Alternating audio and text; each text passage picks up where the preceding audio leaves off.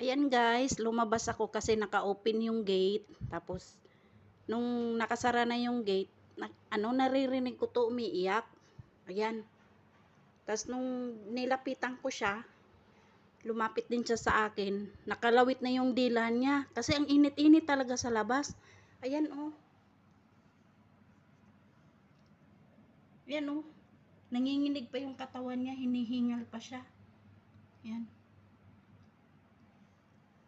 Oh.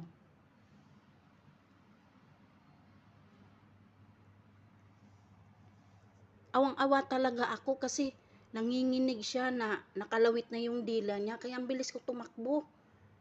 Dinala ko siya dito sa may sa may stock room. Ang dami niya nainom na tubig.